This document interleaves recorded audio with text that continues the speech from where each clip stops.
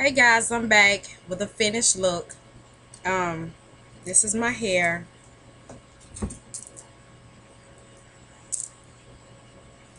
And the ends still look a little, I don't know if you want to call it fried or what, but still look a little something, you know. And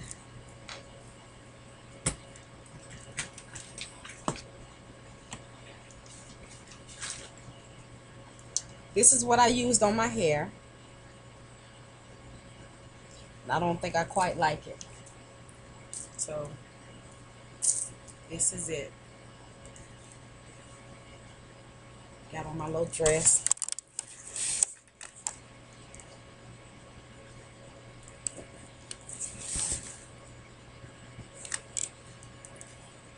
With pockets.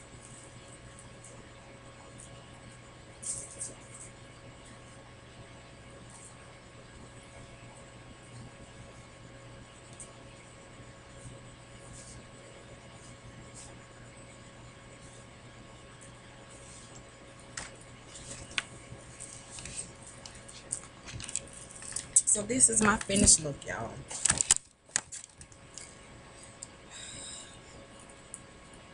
This is gonna be my look for tomorrow. I'm gonna find something to wear with it. I don't know, maybe I think I got some all black. I don't know. I haven't been shopping, y'all, in a good minute. I did buy a shirt. I went to this place called, oh crud, I can't think of the name of it.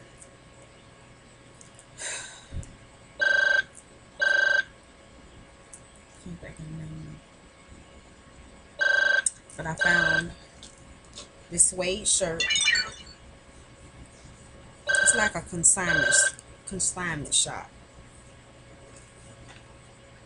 I found this suede top.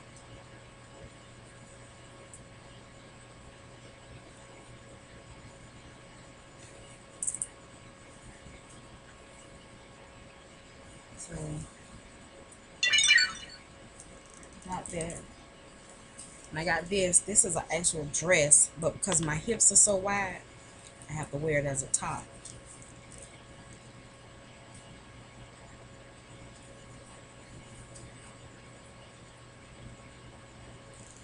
And I love the zebra print. It has a scoop neck.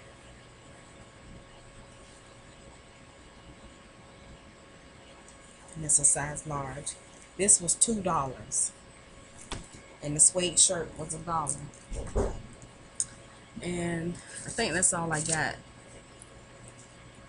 I got a pair of pants. I don't feel like over there digging them out, but yeah, this is my hair.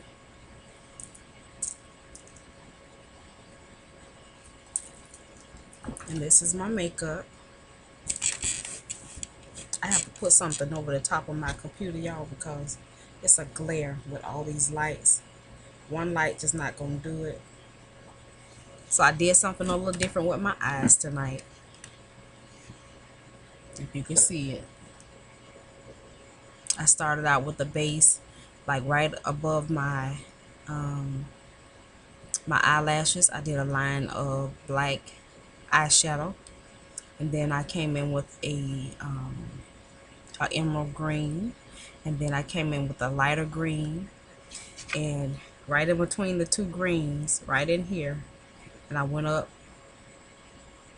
right here and right over here, I put hot pink, and then I came back with a really light kind of reddish brown right up under the eyebrows. And as far as my lips, I did black liner, the pink LA Colors with the purple LA Colors lip gloss, and then clear gloss on top of that. So that's that. And of course, you know, my purple necklace and my earrings. So that's the finished look, guys. I'm gonna buy me some flexi rods. I want some big curls, just a little body, you know. I don't want it to curl back up like it was, but just a little bit of body, I think, like around the bottom. That's all. I don't want the whole head done, just around this part here, you know. I think I'm gonna go and let somebody cut it professionally. Might try. People in Walmart to see how they do. I don't know. I'd be scared if they fudge up, baby. I'm gonna be 30 hot and walk out with a free hairdo. So we'll see. But y'all, I'm getting ready to finish watching Tamar and Vince. I hope y'all have a good evening. Here it is 9:45 p.m. on Thursday, October 18th. You guys,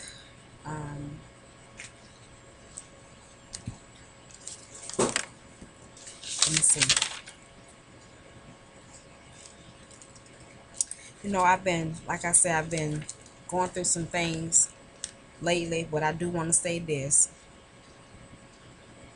It's a book that I'm reading, and it was just some few lines that she wrote in there that I just want to read to y'all, and I hope y'all remember them and think about it. She says, life is a canvas on which to create a dream. Each person is a designer original, a design to be a unique work of art, breathed into being by the master creator. Let me read that again. Each person is a design to be a unique work of art, breathed into life or being by the master creator. You are a work in progress that God wants to illuminate. Living requires energy. Every aspect of daily life requires a certain degree of energy. Mental ties are barriers that separate your life into two poles, negative and positive. Which will you choose? So that's something that, you know, I just been thinking about, and it really means, it hits home, not in a dramatic way, but it gives you something to think about. You know, your life is a canvas on which you can create from a dream that you have. And I know y'all might have heard me say it in other videos. I am a designer original. There's not another one like me. You can look like somebody. You can even be built like somebody. But there's only one you. And it's up to you to love yourself and take care of you. You have somebody that don't respect you, make them respect you. You let them go. Leave them alone. Don't put up with that foolishness. It's not necessary. Don't be unhappy trying to hold on to somebody, because it'll never work. Make yourself happy first. And if being with this person makes you happy, but it's not working the way that you want it to, you have to pray about it. Because if it's meant for you to be with this person, it'll work out. It may take some time, but then you also got to know that this person has to be willing to change. You can't change somebody. They have to be willing to change. And that's from first-hand experience. I've gone through some ups and downs, a lot of changes in my life, because I started out being real quiet and shy and not wanting to voice my opinion, because I never wanted to create any kind of commotion or strife or anything like that. So I kept my opinions to myself, and I just pretty much went with the flow. I never really set out to do things that I really wanted to do, being afraid of being ridiculed and talked about and laughed at. Never wanted to be in that position. One thing I can say, me being shy, all of those negatives that I just named was a positive in a way, because it helped me growing up. You know, I always had hips and a little butt and, you know, and breasts. I didn't let that go to my head, and I didn't let guys talk me into doing something that easily could have been a serious mistake. So that was a positive for me in my life, because I ain't want you going back talking about me like a dog. Man, I had her. She easy, man. She'll let you do this. No, dog, it ain't finna happen like that. So, that was positive for me in that way. Um,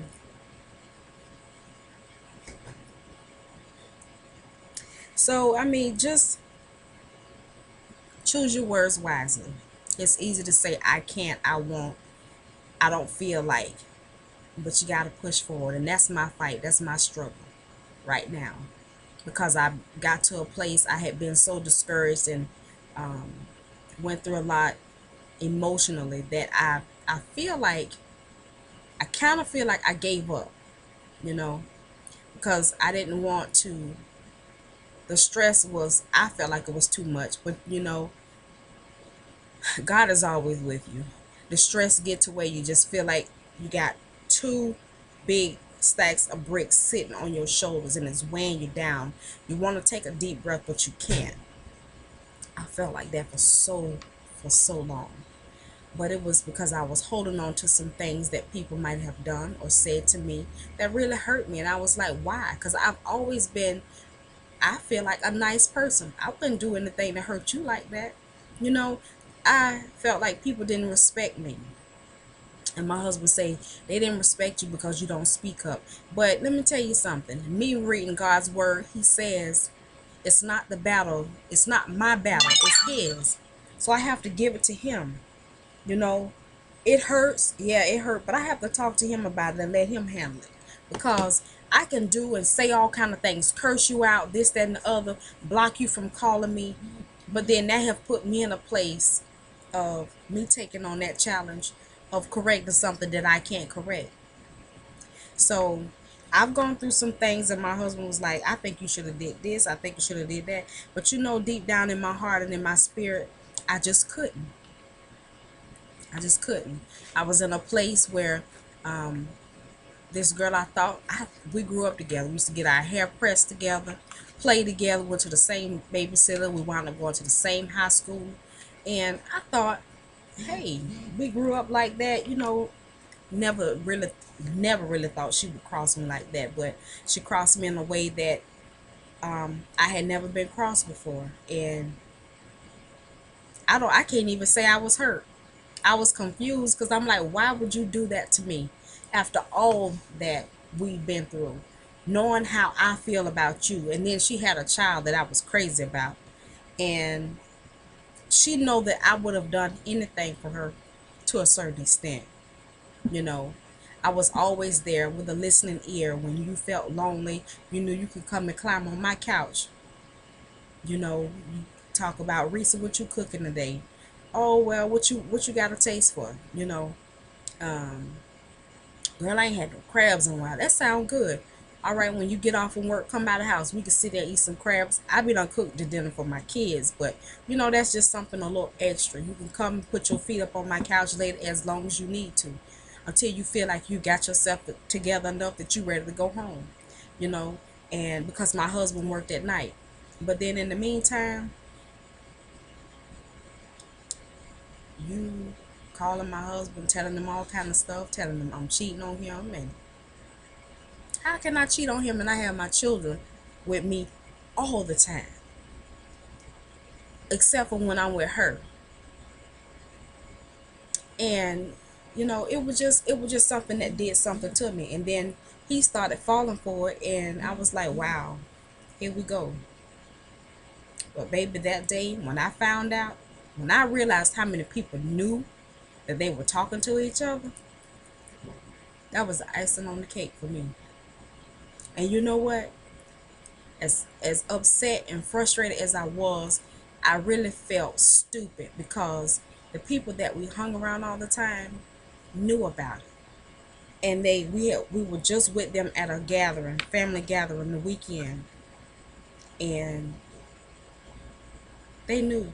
They were hee-heeing and ha-ha. And how can you do that? Hee-heeing and ha-haing in my face like it ain't nothing.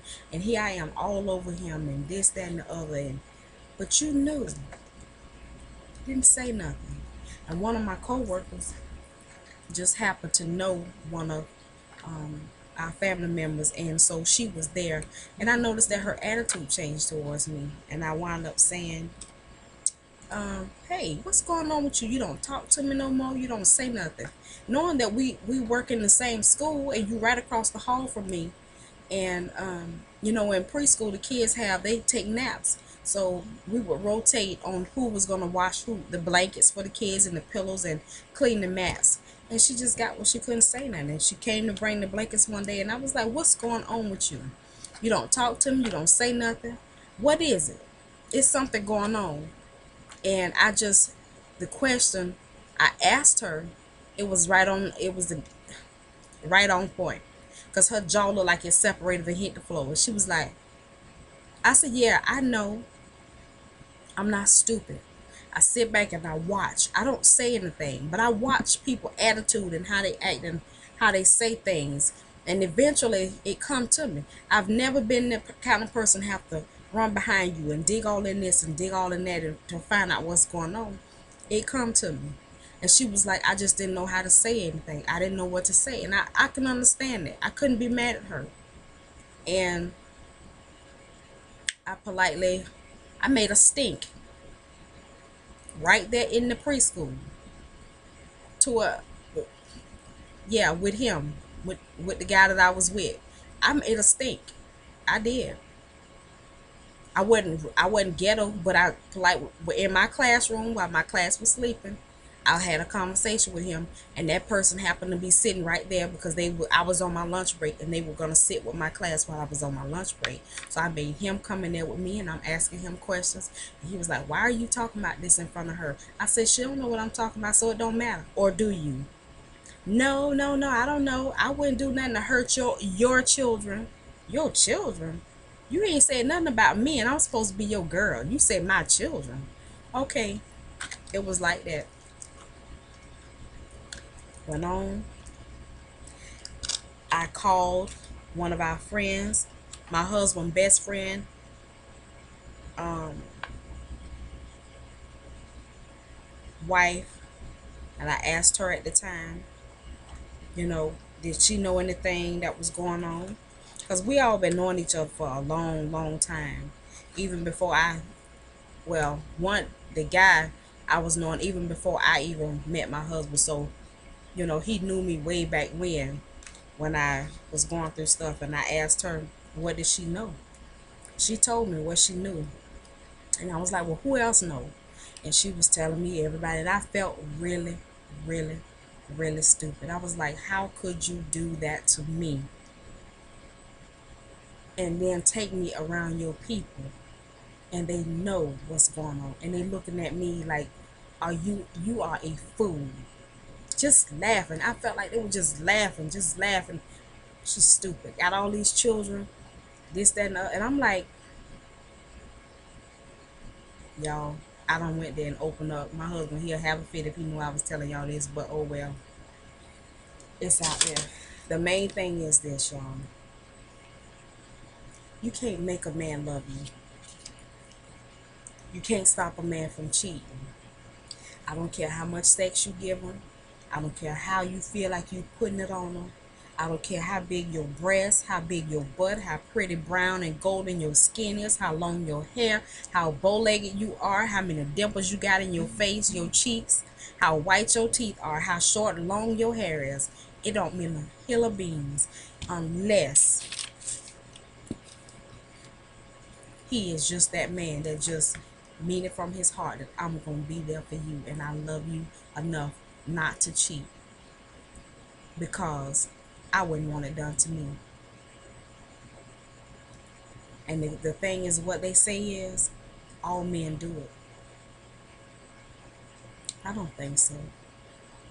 All men, they may think about it, but I don't think they all actually act on it. That's where the sin comes in, when you actually do it. Because we all think about doing some things. We think about doing some things that we know are not right, but we haven't sinned yet until you actually do it. You know. So yeah, I've been through that. I've been through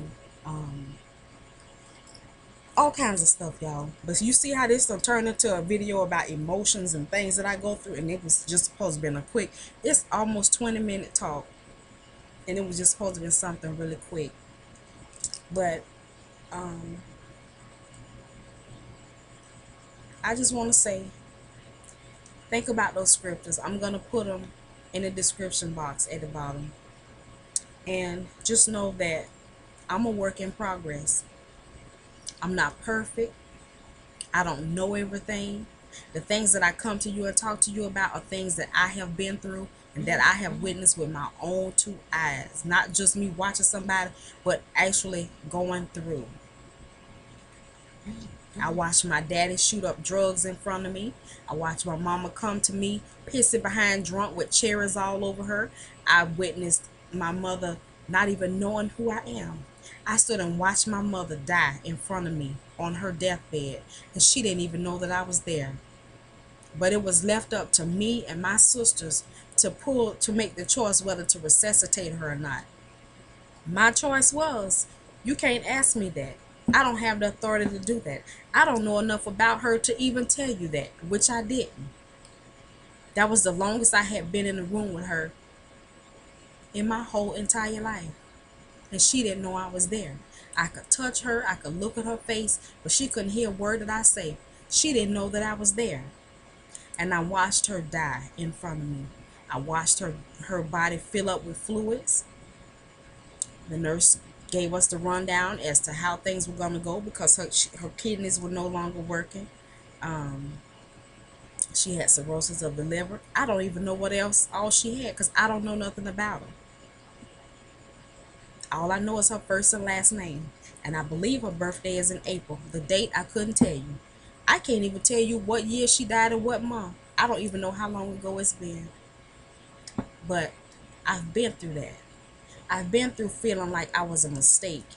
I felt like, why am I here? What is my purpose? Nobody cared enough to take care of me. Even though somebody did take care of me. But it felt like it wasn't the same because it wasn't my parents. But I realized that God will give you people in your life to do the job that other people that are not capable of doing will do. But it still did not fill that void that was in my heart that I had for so many years and that I now need to work on. I didn't look, and a lot of people say, well, my life was like this and my life was like that, and that's why I did certain things. It's all about choices, y'all. It don't matter that you might have had a hard life, but you can't make your life harder for you because you got to live that. Just because somebody might have molested you don't mean that you go out and continue to sleep with Tom, Dick, Harry, James, and Leroy. It don't mean it. I'm not knocking nobody. People have their own reasoning, but it's about a choice. This is your body. I know things happen that will cause you to not know what love is, because somebody could rape you and beat you and they tell you that they love you, and after a while you begin to believe it because you're like, but they still with me, you know. And so things happen in life, but we have to remember God didn't put us here on this earth to suffer like that. Yes, things are happening, and I know a lot of people say, well, if there's really a God, why does he let certain things happen? He gave us choices. He gave us life and he gave us choices. Now he said, if you follow me, I will be with you. So he's with us through whatever we go through. He's not going to let whatever we go through take us out until it's time for us to go home to him. When he feel like it's no longer going to do any good for you to continue to be here, I'm ready for you. So the trials and the tribulations that we go through, it's hard. I know it's hard, y'all. And it sometimes it seems like it just don't get any easier. Sometimes it seems like the cycle just keep going over and over, like you're in the same things over and over. I know, I've been there. I've done that. I have sisters that I'm not close with. My baby sister and I, we talk, I don't know how many times a day. But y'all, I don't have that one person that I could say, even though I'm married, if I needed $2 to buy a loaf of bread, I don't have that person in my life that I could say, look, your girl hurting right about now. Can you loan me a few dollars? You know, or you got that girlfriend that you, look, girl, I found this thing. Even if they feel like it's a dumb decision, but they love you enough, I need to borrow $500. I will give it back to you on such and such day. I don't have that. It's been me and my husband since I was 15. We have gone through a lot. His side of the family don't do nothing for my children. Now, my side of the family, my mom, she do for my kids, you know. But it's just something that's missing. And I had an appointment today. I was supposed to go talk to the pastor of our church about a few things that's heavy on me. But the time got mixed up. Somehow I didn't receive one of the messages about the time change. So I'm thinking it was at 11, but then they had to change it to 3, and I knew I wasn't going to make it because I had to pick up my kids. So I didn't get to do that. So instead, you know, I'm making this video, and this is an outlet. I know that you're not supposed to tell everybody your business. But you know what? I don't feel like I'm telling my business right now. Because the hurt that I feel, somebody else is feeling the same thing. Somebody else has gone through something similar to what I'm going through.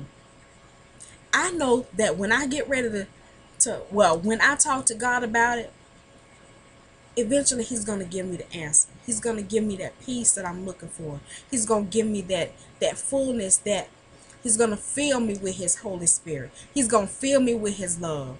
You know, he's going to remove all of those things that I feel like are holding me down.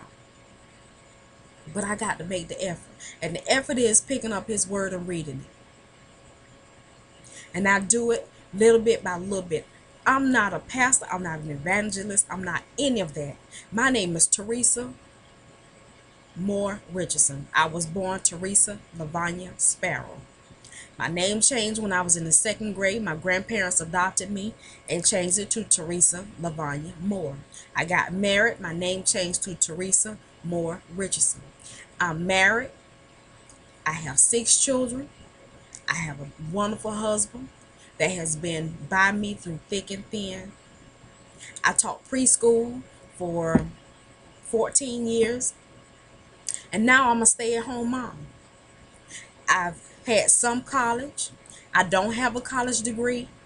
So I'm at a point in my life, I'm like, where do I go from here, Lord? He said, sometimes, you know, we get discouraged because we can't see. You know how it's some people in this life, they in this world, they got their whole life mapped out. They got so much money, they got so much this, that they know this is where they're gonna be. That's not me.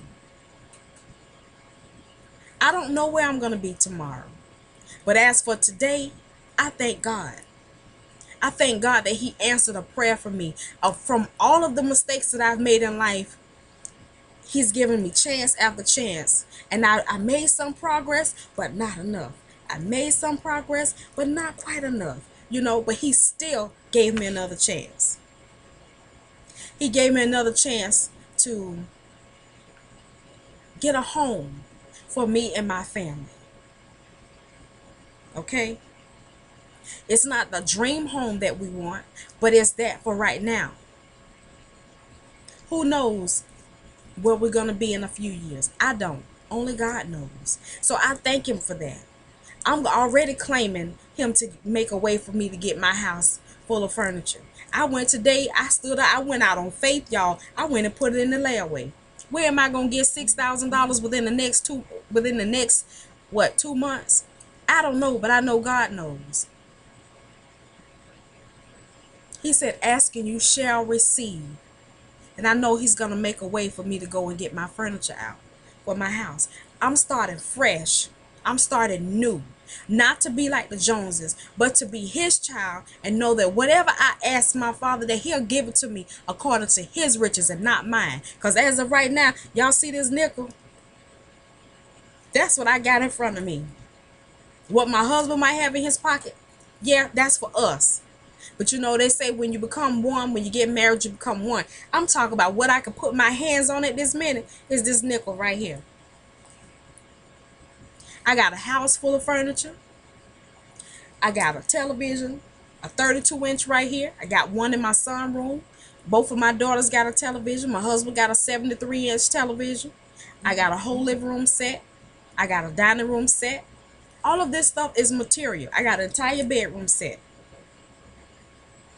And I am grateful because at that point in my life, that was my blessing. Washer and dryer. So I know this new house is my new blessing.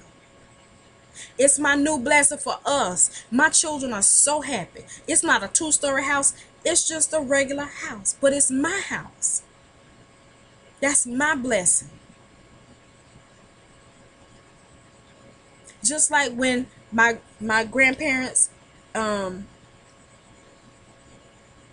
when somebody called one day and said, may I speak to David's family, which is my father, David.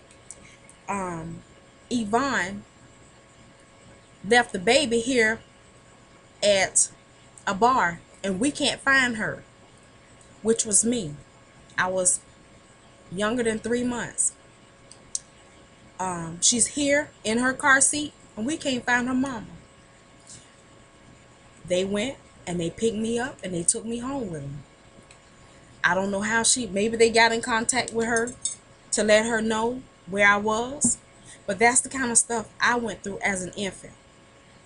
My dad told me he happened to walk up on one of my mom's boyfriends burning me with cigarettes. I was less than 3 months old. I can't tell. My mother was addicted to drugs.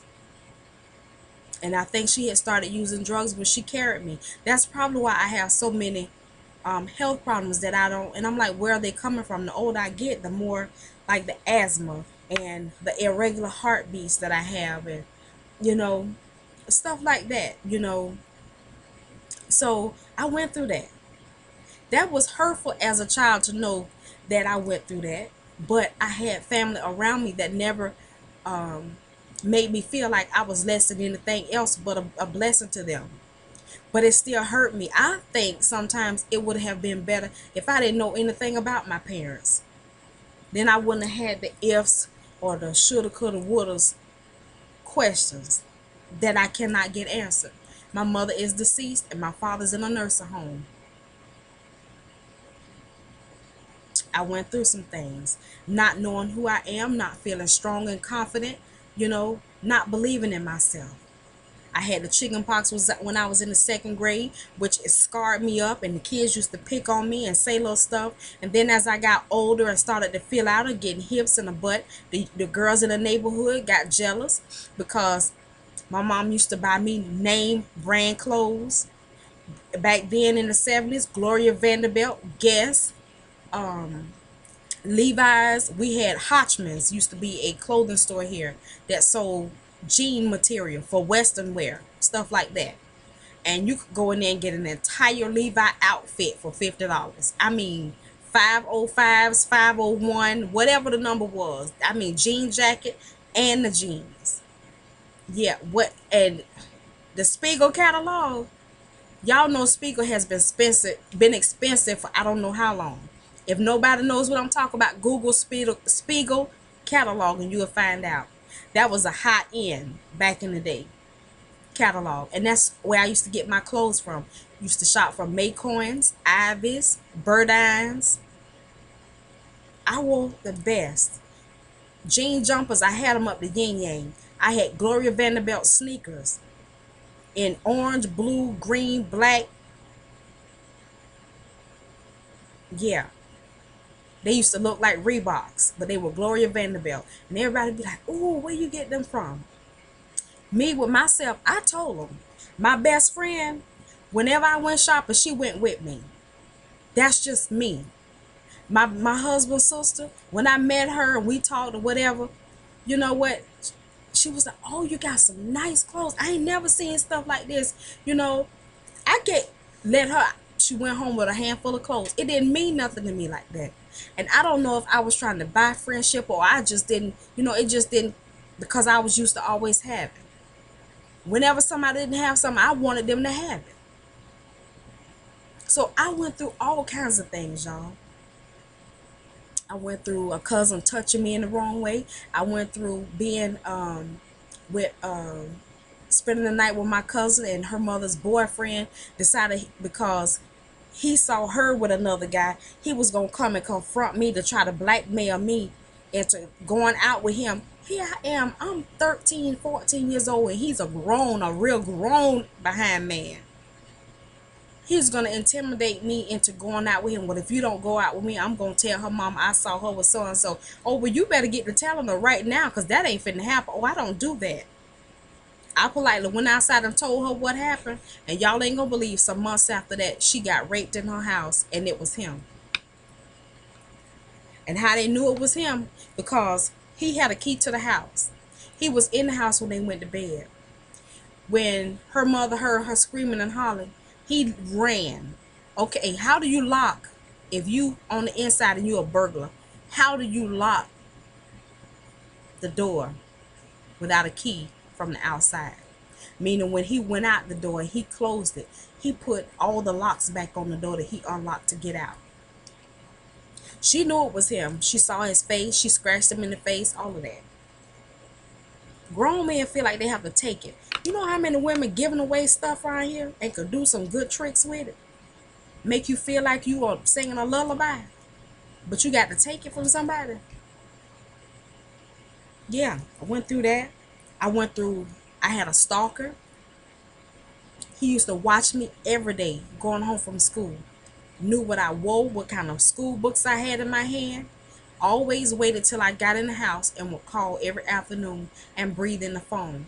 To this one day, he came to my house, and I was the only one there. And I could see him, like in our den area, I could see him walking past the window. He was messing with the door. And I was like, oh my God, somebody's at the door. And I was like, whoever it is you got, you need to leave, because I am on the phone with the police. I was on the phone with my mama. Y'all, I was so scared. And he continued to call after that. And one night, he thought he was talking to me. And my cousin Daryl, he talked to him on the phone. And he was like, well, why don't you just come and meet me? Meet me at the corner. Now, he didn't say which corner. He said, meet me at the corner. So me, Daryl, my aunt, and my cousin Donna, we all walked down to the right corner. And here this man come riding up on a bicycle. What y'all doing out here this time of night? And it was late. I know it was past 11 o'clock at night. And he started talking, and Daryl was like, and we had a rib sandwich. We had been to the rib place, and he took the rib sandwiches and put it in his shirt to make him some booze. And the house we were standing in front of, the dog smelled the barbecue, y'all, and was going haywire. They were trying to get across that fence. So the guy was like, what y'all doing out here this time of night? And he said, oh, I'm waiting on somebody. Now, this how he gave himself away. Daryl had told him to meet him at the corner. And the man said, okay, well, I'm going to be driving a yellow bug. Okay, a VW bug. So when Daryl started talking to him, and he was like, what y'all doing out here this time of night? And he said, I'm waiting on somebody. He said, oh, yeah, that guy y'all waiting on in that yellow bug is not coming. So my aunt looked at him real good in the face, and we was like, oh, okay then, well, maybe we'll stand here and wait and see if he gonna show up. So he turns around and he rides away on his bicycle. He know what I look like. So he knew who I was. Come to find out, my aunt, her boyfriend had a store, a corner store up on the corner from our house. And this man go in there all the time. So she told her boyfriend what had happened and that who he was. And they confronted him. And I promise y'all, I didn't see that man no more. No more. He told him, if I ever catch you, call her again and see what happened. They'll find you stinking somewhere real bad. You know, I went through that. That's a scary thing for a child. You know, so I had low self-esteem for a lot of years, y'all. I didn't think guys liked me. because of the marks I had all over my skin, and I always stayed covered up. Always stayed covered up. And y'all, I'm just venting right now. You know, it started out as one thing, but if you look at all my videos, they all start that way. It's just it's a little therapy for me, y'all. And I hope y'all understand. I hope that if you know somebody, that you can help them and let them know it's gonna be okay. It may hurt, you may be confused, but you got to keep praying and trusting the Lord. And the more you read his word and talk to him, the easier things will get. Y'all, I done been to the point where when my daughter was born, the job that I had at the time, I didn't have any benefits. So when I was off from work, I was off from work. No money. The only person was working was my husband. All my other children were underage. They couldn't work. And I went an entire summer without being able to pay my light bill. Did my lights go off? No, ma'am. Tell me God ain't good. She was born July 31st. That same day, my husband went to the electric authority to pay on the lights. And the lady was so rude and nasty. He called me while I was in the recovery room. And he was like, this lady want to talk to you. And she was like, well, I don't know what to tell you. Somebody called and made a payment arrangement yesterday. No, she gave a date. She said on the 30th, on July 30th, made a payment arrangement that was not kept. And I don't know what to tell you. You need a prayer. I said, ma'am, let me tell you something. I've been praying and I won't stop now. And second of all, I could not have called you on the 30th and made a payment arrangement. The 31st was a Monday. The 30th is a Sunday. The electric authority is not open on Sunday. So I don't know what kind of mistake you got in that computer, but it wasn't made by me. Oh, okay, well, she calmed down real quick. When I told her, I said, I pray every day and I'm not going to stop praying. She calmed right down. She went and talked to her supervisor, and they told my husband, all you need to pay is $300. Glory to God. He'll work it out, baby. He will work it out. When I didn't know, he knew. He already knew. He set everything in motion. My child came here healthy. Wasn't a thing wrong with her. And you know what? We still wasn't in the dog. And he gave him them $300. And guess what? It came from, I got a check in the mail. And still to this day, it said it came from the treasurer or something like that. Still don't know where it came from. Yes, I do know where it came from. That's how we got the lights paid. It wasn't payday. $300 is what the check was for. That happened to me a lot. I used to come home from work, working with those children. My husband come, baby, you got a check in the mail. $688, $488, $262, $467. And I was like, where's all this money coming from? I thank him. I thank him. And my husband and I both were working. We were paying our bills, but it was just that time. It was just, I don't know. I can't tell you what I did, or I thank God. I don't care. It had my name on it. It was for me. And they was coming like that, like every couple of days. And then it stopped for a while, and then I got 2 more. And I was like, oh my word. And my husband was like, baby, what is going on? Y'all out done been through some stuff. And I know y'all out there have been through some stuff. You have your own testimony. Y'all know what my life, what it's called? The Sparrow's Nest. My Sparrow's Nest. That used to be my last name. That's my mother's last name, Sparrow. My Sparrow's Nest. All of these little things that happen to me in my life are eggs that were sitting there waiting to hatch, waiting to come about in my life, and they did. And when all of them hatched, just as time go by, they grow up, they got big, and they eventually leave the nest. But one day, It's going to turn into something beautiful. And this is it. Me sharing my story with the world. Y'all, be encouraged. I'm still learning, y'all. I can't quote all the scriptures in the Bible. Hey, sometimes I read the Bible and I still forget what it is I read. So I take my time sometimes and I write things down. I'm not where I know God. I don't know. I can't say. I don't know. I'm not where some other people might be as far as reading the Bible. I don't do it every day, but I do subscribe to daily devotionals and things like that on my Facebook page, and I have them to come to my phone. That's what helps me. I've never been one that can sit down and read a book and just soak it all up in. I'm not like that. I'm this kind of person. I have to do things with my hands. So when I'm studying the Bible, I sit down the scriptures that hit home to me. Whatever it is I'm reading, not the whole thing might not be, might not turn on a light to you, but whatever it is that gets you, I write it down. I write it down. Y'all don't know how many folders I have with scriptures and stuff like that in it. I got stacks of folders that cause I just write. I have to write it down.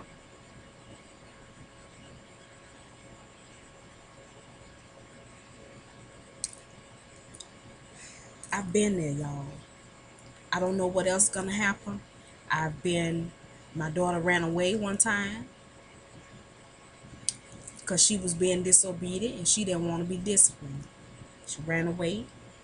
It didn't hurt me. I was just angry with her because I'm like, why are you acting like that? What is the problem with you? When kids get to where you constantly telling them no, you can't do this, so they can't have their way, they feel like okay, well, I'm just gonna leave. Bye bye. And if it wasn't for her daddy pushing the issue out, and then as time 4 hours go by and I don't see you, yeah, it kind of worried me, but I was like, and it made me angry. I've been through my children acting up in school.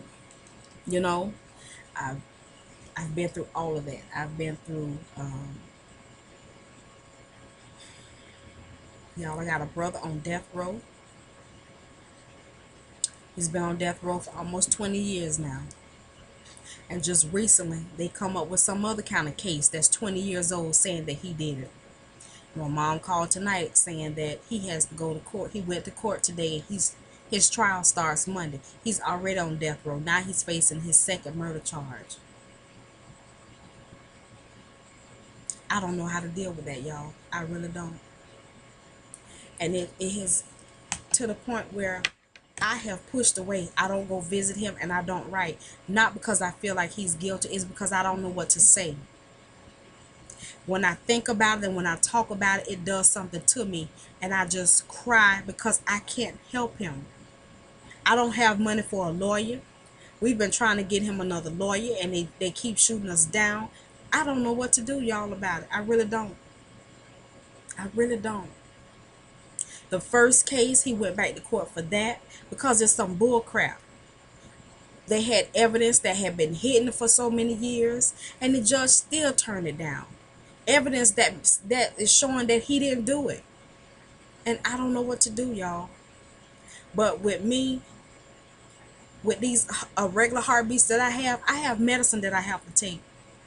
Because I hold on to stress. I hold on to my problems.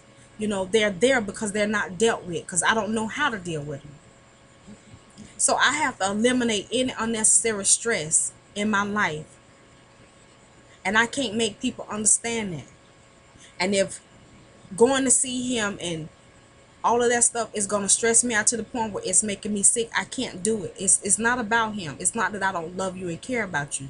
And my mama don't understand that. And when I say my mama, it's my dad's sister. She raised me along with my grandparents. We all lived in the house together. My dad didn't stay there, but his sister, my dad's sister, and my grandparents, they lived together, and I lived with them. But she raised me as her daughter, and she has a son, which is the one that I'm talking about as far as my brother. Now my dad, he has children. He's got a son, and he's got 4 girls, and he's got 2 stepsons. And I'm not close to any of them. And sometimes I have to wonder what's wrong with me, that I'm not close to them. I'm not close to my other 2 sisters that's by my mother, my oldest sister and the sister that's after me. I'm not close to them.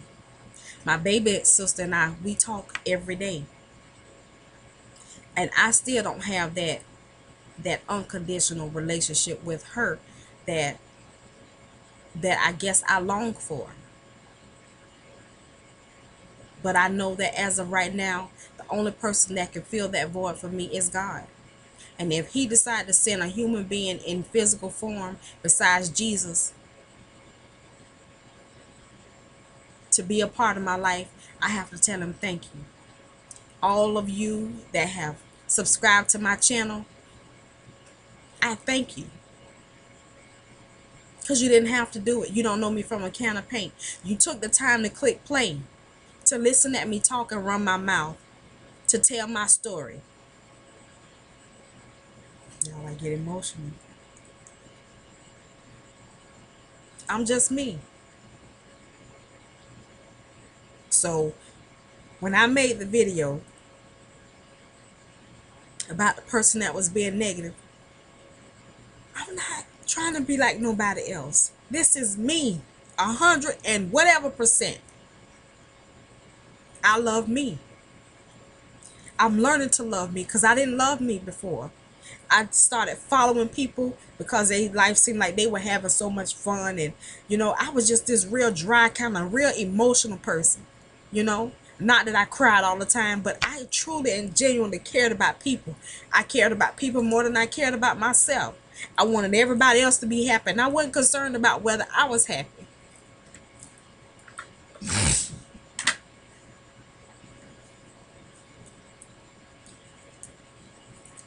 This is just me, y'all. I don't want to be a copycat. I've just found an outlet for me to tell my story, to talk to somebody, to help somebody. I'm going to keep praying that God continue to give me scriptures to read to y'all. And I pray that he give me some things to come and talk to y'all about that's going to keep y'all watching. He will use whomever he want to get his point across. There's no, as shy as I am, y'all have no idea.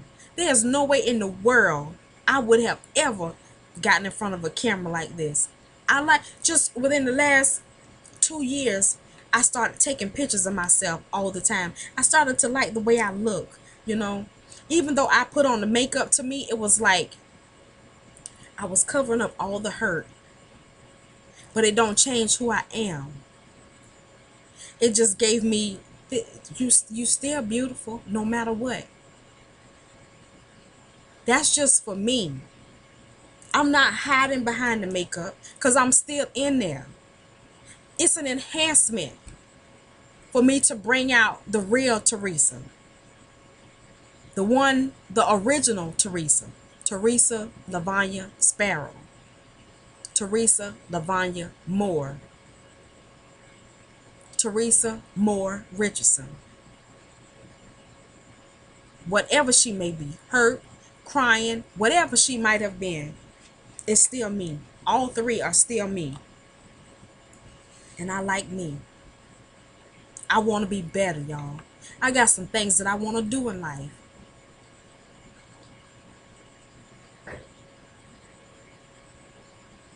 I don't know if I'm supposed to go back to school. Y'all just don't know. I felt like I wasn't smart enough to go back to college. My daughter, she come home with those calculus books, those trigonometry books, and all that stuff. And I'm looking at it, and it's looking like, what? How you say it? Like Waka Flocka. Who knows what the heck Waka Flocka is? That word, you couldn't even explain what that means. That's what that stuff in those books look like to me. Waka Flocka. But the word has been to me, if you step out on faith, you take that first step, you make the effort, God would help you. But I just don't know if I want to continue working in childcare. I don't know. It's just like, it's a lot of stress. I don't know. But whatever it is, I want to open a childcare center. But I want to start out doing night care because there's so many daycare centers. I want to do night care.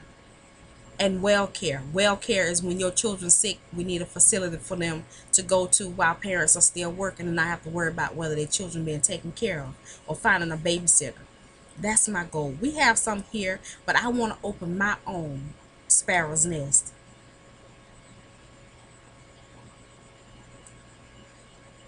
That's what I want to do. I want to open Kingdom Closet for women to come and be able to get personal items when they run out of money. You know, you need a pair of shoes. You can come get a pair of shoes for cheap. I want all the shoes to be at least under $30. And then if you come in and you don't have all the money, hey, God gonna make a way for me to work that out too. Panties, bras, all natural soaps and skin lotions and stuff like that. I got some things on my mind and on my heart, y'all, that I want to do.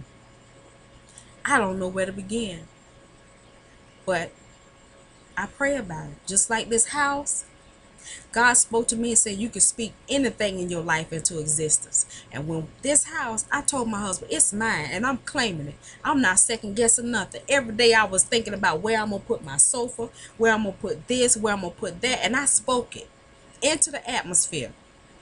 My husband was like, I'm worried. I ain't worried, because it's mine. God said, if I ask, I shall receive. I asked and I received it in Jesus' name. Just like when I go to take my my down payment tomorrow, yeah, it was like it's another contract on the house, and you know, whoever come first is the one they gonna take. I'm gonna be first, baby, in line first. It's mine. Just like that $6,000 that for my furniture, it's mine. I made the first step. I went and put it in layaway. I don't want to take old things with me. Not that I'm being ungrateful. It's a new start. It's a new me. It's a new Richardson family. We're going to work it out. That's my goal. Not to say I want to just go and just, oh, I got a whole house full of new furniture. No. All these things, I want them to be memories. I don't want them to be a part of my daily life. I want to start fresh, start new. That's why I say I'm tempted to just go and sleep on the floor. I ain't worrying about no friggin' mattress. None of that. If you come there and ain't nothing to sit on, you better sit on the floor with us until I get it. I'm praying. And I want y'all Bible reading, God fearing, God loving women to touch and agree that within the next month, God bring me them $6,000 to get my furniture. In Jesus' name. And it's not because I want my house. No, the holidays are coming up. I want to open my home to family and friends to come and we fellowship. We're going to come and break bread together. We're going to come and we're going to talk about God. We're going to sing. We're going to have a good time. We're going to enjoy each other. We're going to turn over a new leaf. My house is that I'm in now, it was so small that I couldn't do that. So I went 3 years without inviting anybody over. If we did have a birthday party, but we had it outside in the yard. And I don't want nobody being outside in the yard, because I'm not an outdoors person like that. I'll be out there if I got to. But if I don't have to, it get hot. Hey, you should be able to go inside and get cool. Yeah. This is going to be my Sparrow's Nest. And my husband was like, you using the name Sparrow? I said, it's just a name. It's not my name. My name is now Richardson. So he said, why not call it Richardson's Nest? Because Richardson is our family. This is not about our family. This is something bigger than our family. The sparrow God takes care of. His eye is on the sparrow. My sparrow's nest. It's not your sparrow's nest, it's my sparrow's nest. And how I want to share it. And God is not through with me, y'all. He's not. So forgive me if I say something wrong, or if I misquote something. I'm not perfect at all. By no means. Right now my edge is napping. I got gray hair in the front of my head. You know,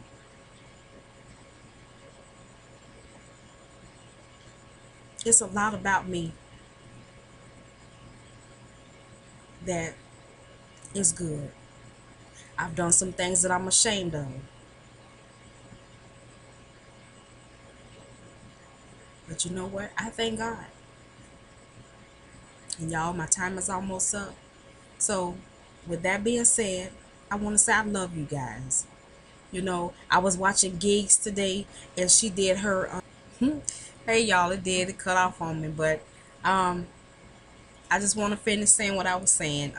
I was watching Gigs, and she did her little her little dance thing that she do on Friday, and old girl was getting down, y'all. I was in here rolling. She was doing that thing, you know. I've been watching some of y'all, and I just want to say y'all some beautiful women,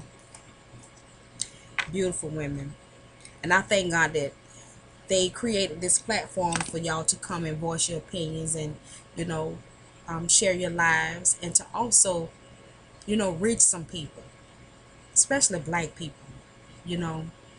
And we're all we are all a work in progress, and y'all just continue to be encouraged and know that no matter what, love yourself first. The things that we go through is all a part of life, and when we don't know the answer, always know that God knows the answer, and we cannot predict life. I don't care how much money you have in your pocket, that don't mean a hill of beans when it comes to life. It don't matter what you can buy, what kind of shoes, how many groceries. It don't matter, because in the blink of an eye, it can all be gone. Don't take it for granted. Don't take life for granted, and don't take people for granted. I got some things on me. I got some bad feelings, not bad feelings, but I kind of changed a little bit. Certain circumstances made me kind of cold towards some people, and I don't like it. But it was all about me. You know, I got discouraged because nobody thought about me when they was telling me my baby wasn't growing. Everybody wanted to take from me, but I couldn't get myself together. I was having migraines. I was having contractions. They kept sending me to different specialists saying that he wasn't growing. You know, that worried me. Here I am, 39 years old, 38 years old and pregnant. They're telling me my baby had higher counts of Down syndrome. You know, all of this kind of stuff. To know, and it bothered me as a woman to know, okay, here I am, pregnant, and bringing a child into this world that may have a lot of problems and may be in pain and may suffer. And that's hard as a parent. But y'all, he's here, just as cute as he can be. Big cheeks. He's got a lot of allergies that we have to deal with. You know, he can't eat certain types of food because it'll make him sick. He loves to go outside and play in the grass, but it makes him sick. He starts to sneeze, his eyes swell up, and his nose runs real bad, and he just itches all over. He breaks out in bumps that turn to blisters, all kind of stuff. So I'm having to deal with that. And his food is expensive, and you can't buy everything for him because he don't like everything. He's real picky. So I deal with that too. I have to keep up with my daughter. That was born a preemie. She was 2 pounds 1 ounce. My 18-year-old, she's got bad allergies. Um, she's got some hearing loss from having bad ear infections when she was little. Um, you know, it's just all a part of being a mother. You never know what your children what's gonna go on with them in life. And then you think about, you do all you can. You teach them right from wrong. You try to give them as much love as possible.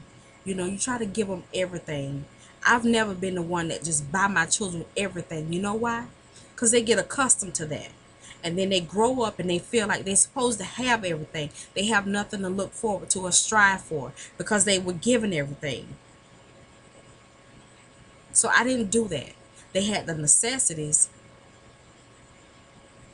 So now they have something to look forward to. That mom and daddy ain't gonna always be here. And you need to get out there and be on your grind. And whether y'all know it or not, my children are still home with me. My daughter got 2 more years in college, and she's gonna stay home until then. And you never know, she might be home after that. Who knows? I tell them, don't go out there unless you have to.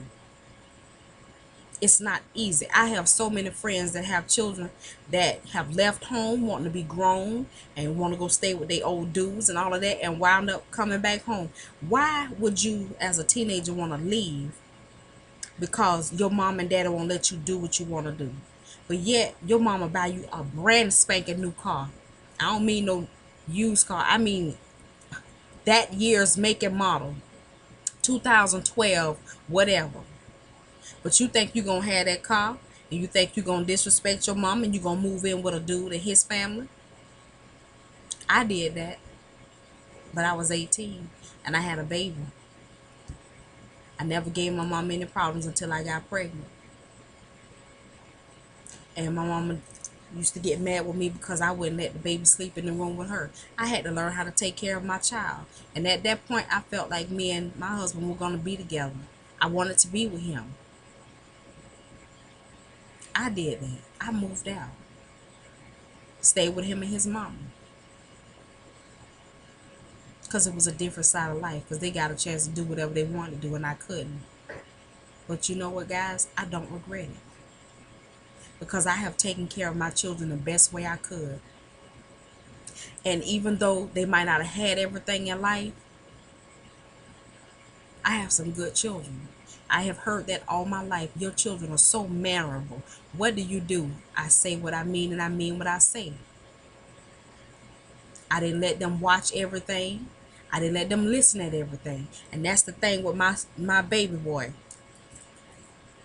He wants to watch everything and listen at everything. And he loves 2 Chainz. He'll get your phone. He'll get my daughter's tablet. And he know how to turn it on, go to YouTube and find anything he wants.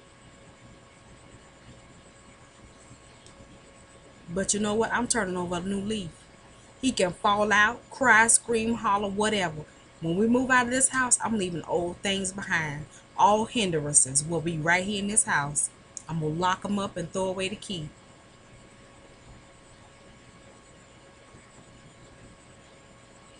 So y'all, like I said once before, if it's anything y'all want me to talk about or you want to ask me any type of questions, please do so.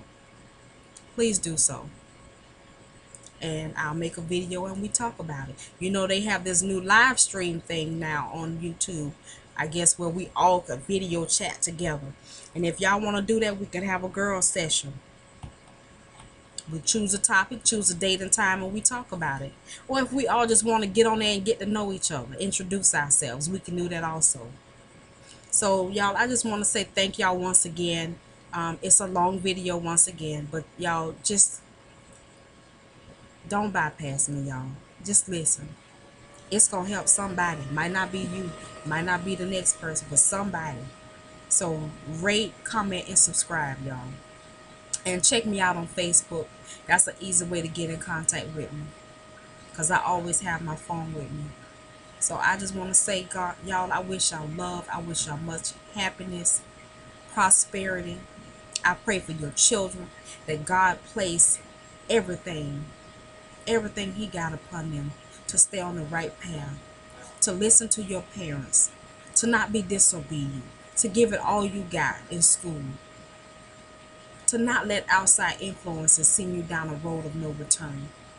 Lord, I ask that you give your children strength as parents, as wives, as husbands, as girlfriends or boyfriends. Give them strength, Lord, to raise your children and teach them in the way that they should go.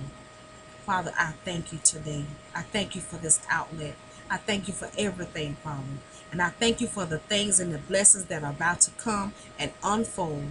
God, I thank you for blessing One Sexy Tina. It was such a joy today, Lord, to see her all hooked up to her microphone and the people in her house filming. That's her blessing, Lord. I thank you. I thank you for her. I thank you for her family. Who knows where this can lead, Lord? But I just truly thank you right now, Father, in Jesus' holy and precious name. Amen. Y'all send you love, peace, and happiness. Y'all be safe.